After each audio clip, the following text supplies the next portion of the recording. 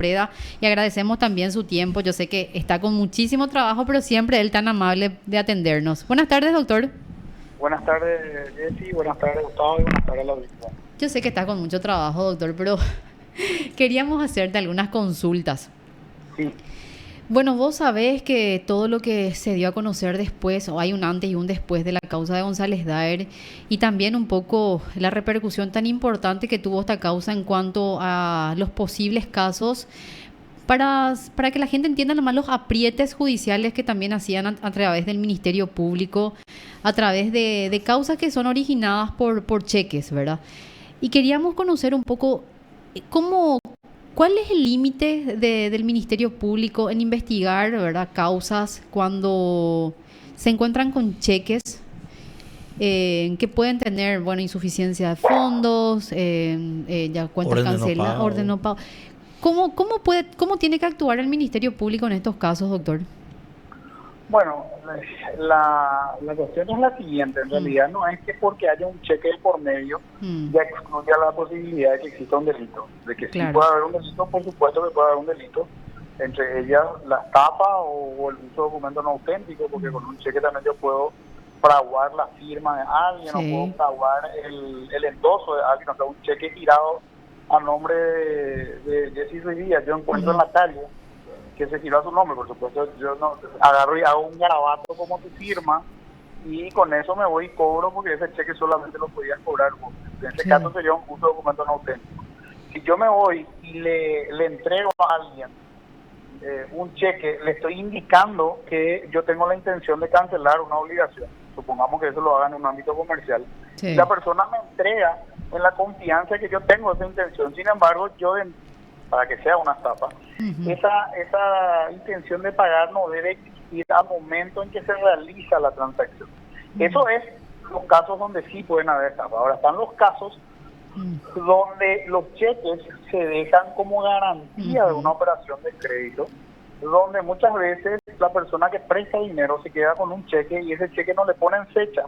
Exacto. Entonces, cuando el deudor decide o no puede pagar, entonces fechan ese cheque, le ponen la de ese momento y presentan, y muchas veces puede que ese deudor haya estado en una situación que por algo luego ya recurrió a un usurero, y en ese trajín del momento en que le entregó el cheque hasta el momento en que ya no pudo pagar, pudo haber pasado, incluso conozco casos que pasaron años, ¿verdad?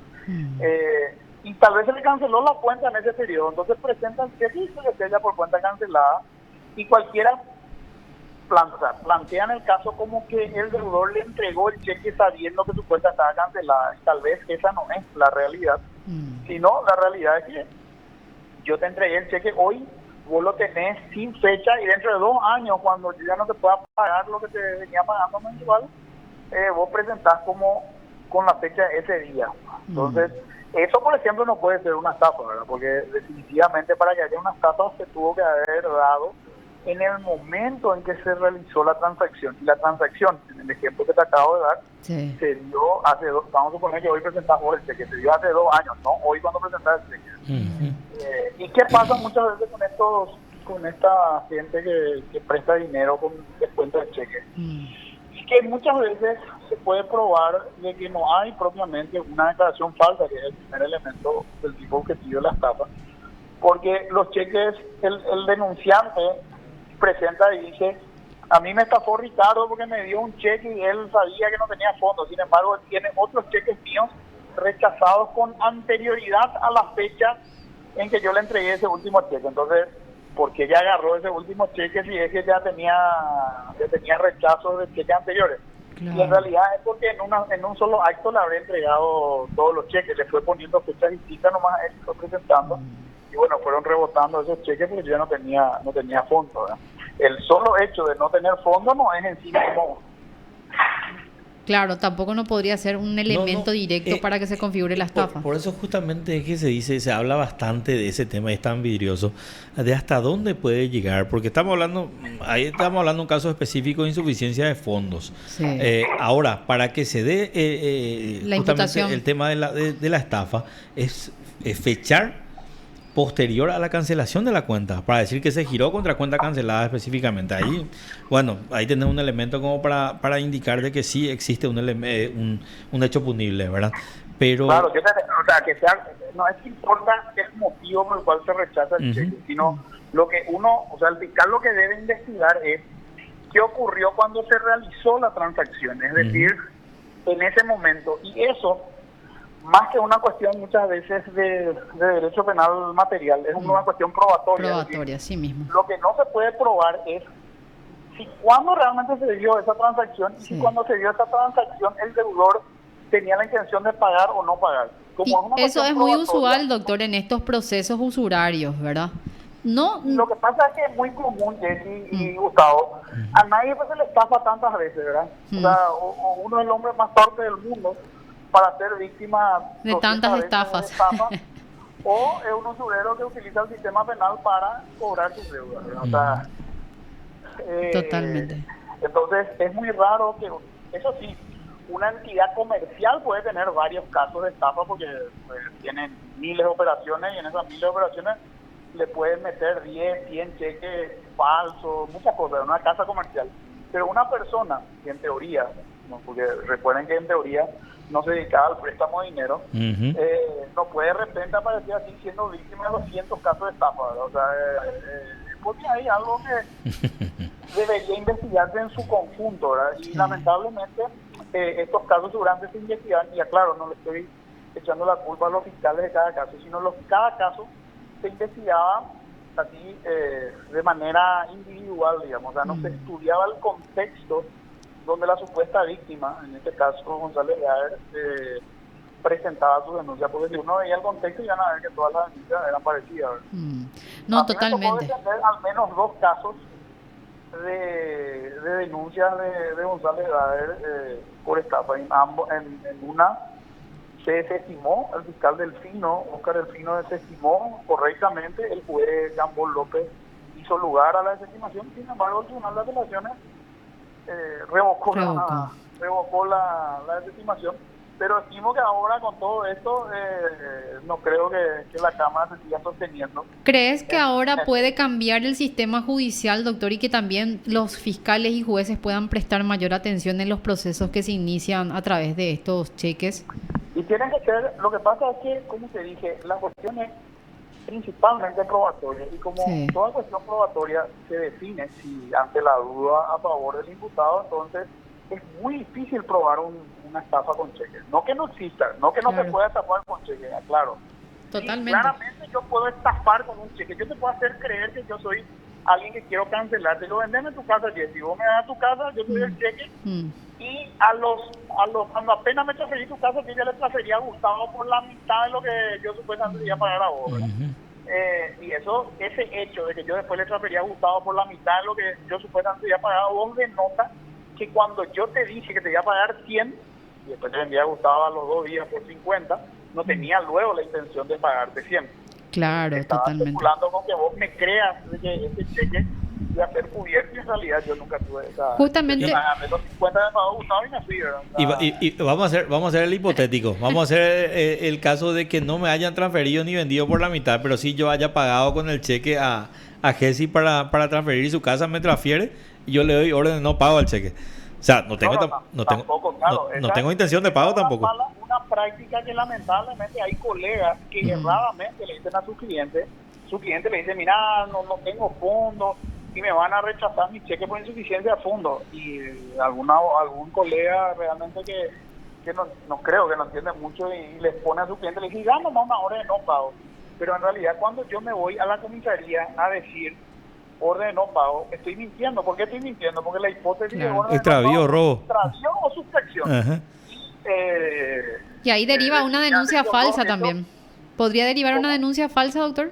Claro, no, denuncia falsa no, porque la denuncia falsa es cuando yo quiero que el proceso penal se lleve adelante contra alguien que no cometió un delito. Exacto. Cuando yo me voy y denuncio nomás un delito, yo no quiero que se le persiga ni a Gustavo ni a Jessy. Yo quiero que se investigue a un delito, pero en realidad no ocurrió ningún delito. Eso se llama simulación de delito.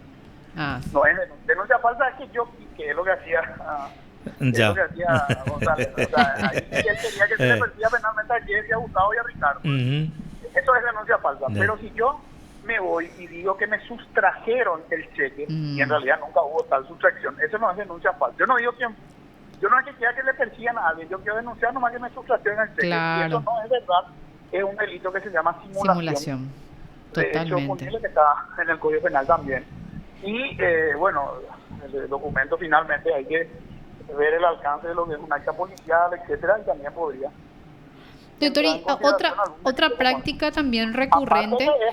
Aparte que sí es una estafa, ¿verdad? O sea, porque esa mentira hace que la gente del banco no pague un cheque que debía haber sido pagado. Así que hay muchas... Y por eso hablamos de una declaración falsa también allí, ¿verdad? O sea, que justamente el presupuesto principal para que se pueda configurar el tema de la estafa, ¿verdad? Claro, resulta muy simpático. Te cuento de un caso donde fui querella y que logramos, ahora hace poco se confirmó en la sala penal la condena a 3 años. Justamente yo soy abogado de una empresa, representante de una firma electrodoméstico, y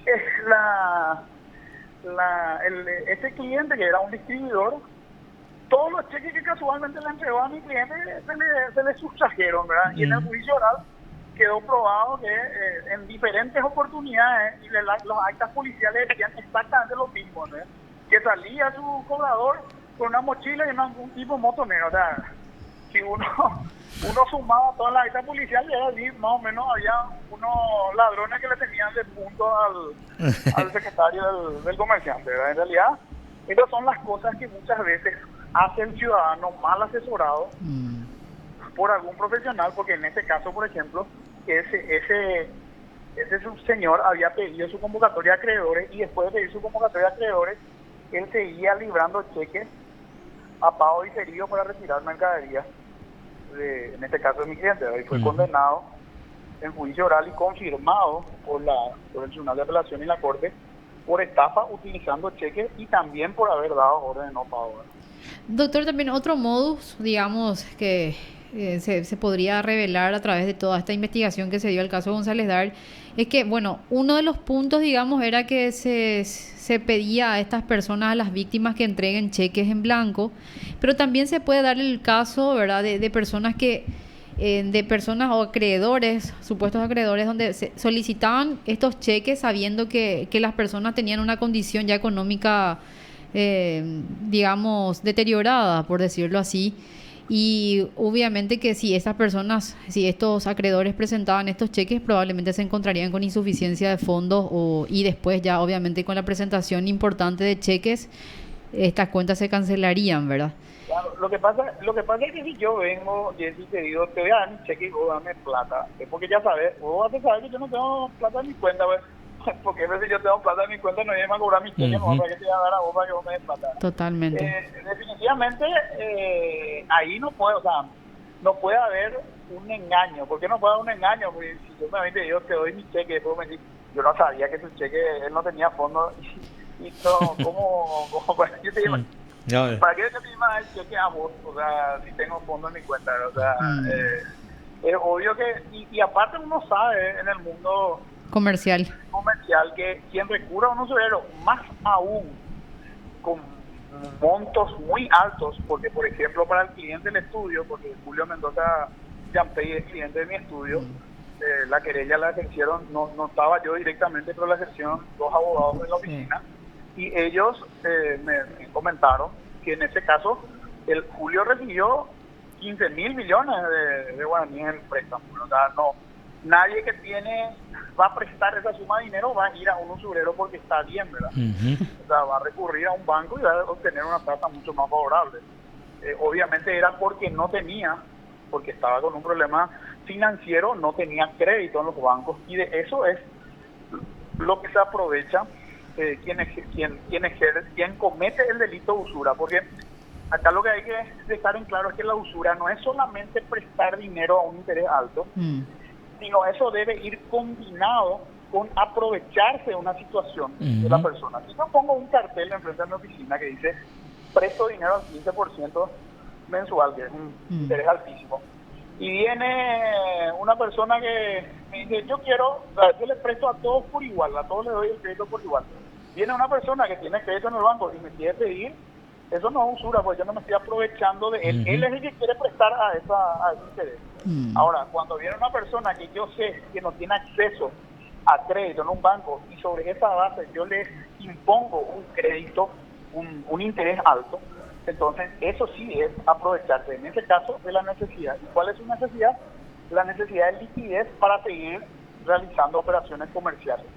Entonces, eso es lo que configura la usura, no es solamente el interés alto, sino la combinación. Lo que casualmente ocurría en estos casos es que estas personas que al final no tenían cómo pagar, sí contaban con inmuebles o con algún tipo de bien que podría cubrir prácticamente el doble de la cantidad que ellos estaban prestando, ¿verdad? Pero lo que pasa, Gustavo, es que muchos de ellos no es que no pagaron. En el caso de Julio Mendoza, quedó probado en juicio de que él recibió 15.000 y pagó 23.000. Sí, muchísimo.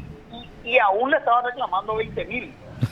Creo que querían 45.000 más o menos, ¿verdad? Pero esto en un periodo de 18 meses. No estamos hablando que yo te diga en 5 años le pagó 7.000 más por encima del capital, que bueno, no diría, bueno, en 18 meses le pagó 7.000 más de lo que, perdón, 8.000 más de lo que del capital, de lo que recibió. Y además le seguía reclamando 20.000. Le metió una demanda civil por 5.000 casi, y una denuncia penal, y otros cheques, una denuncia penal por 15.000, que es la que desestimó el fiscal Oscar Delfino correctamente, sin que exista sentencia condenatoria contra Ramón. O sea, actuó correctamente sin ninguna motivación más que hacer lo que dice la ley, ¿verdad? Así que por eso hay que agarrar con pinzas todos estos temas y no satanizar la actuación del Ministerio Público. Hay muchos fiscales que hacen correctamente su trabajo, o incluso aquellos que hayan impulsado la acción penal. Hay que ver cada caso qué información tenían cuando actuaron, ¿verdad? Pero ahora con el diario El Lunes todos somos profetas. Exacto. Eso también justamente hablábamos con Gustavo, que por un lado sí queremos saber lo que pasó verdaderamente, y bueno, los ciudadanos también tienen derecho a conocer, pero por otro lado tampoco no podemos ser irresponsables y ya directamente vincular a estos fiscales a una asociación criminal, ¿verdad? Eso sí, el tribunal tiene razón, porque el tribunal lo que dice es, hay indicios. El tribunal no está diciendo que ningún fiscal o ningún juez cometió un delito. Lo que está diciendo es, acá se probó que esta gente reclamaba cosas que no ocurrieron. Entonces, mínimamente eso amerita. O sea, lo que está haciendo el tribunal al exponer eso en su sentencia es una denuncia, como la puede hacer vos, Gustavo, o cualquier ciudadano que está escuchando. O sea, básicamente el tribunal dice, yo todo lo que escuché acá en este juicio me hace suponer que algunos de estos operadores del sistema pudieron haber actuado con dolo de que acá no habían delitos, sin embargo igual impulsaron la acción penal. Porque hay otros que tal vez impulsaron la acción penal sin conocer la falsedad tal vez de lo que se exponía ahí, o simplemente por negligencia, ¿verdad? Y la negligencia en este caso, aunque sea grave, ¿verdad?, que un fiscal no conozca el derecho penal material o no sepa las reglas de derecho probatorio, que te indica que si vos no podés probar la operación, en qué momento y qué motivó esa operación, obviamente siempre tiene que jugar a favor del denunciado, pero bueno, son cuestiones que... Sí. En caso que eventualmente se pruebe ese dolo, ese conocimiento de que estas denuncias no tenían un sustento, por decirlo así, por parte tanto de agentes fiscales o jueces, ¿a qué estarían expuestos estos funcionarios?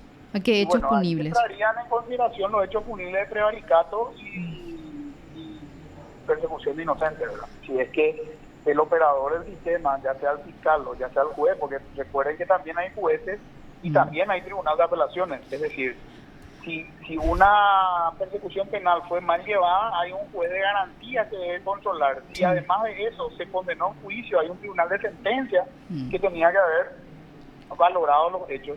Y después hay un tribunal de apelaciones, y después hay una sala penal también, si es que esas condenas se confirmaron en toda la instancia. Así que yo creo que no hay que satanizar acá al Ministerio Público de entrada, sino revisar caso por caso. Sí. Buscar a todos los operadores que pudieron haber actuado dolosamente, porque todos los operadores que actuaron dolosamente, sin duda, que merecen conocer cómo se vive un proceso penal desde esa otra vereda. Claro. No, va a ser legalmente larga la lista seguro de Sí. investigación y bueno, cada uno va a tener que responder por las causas.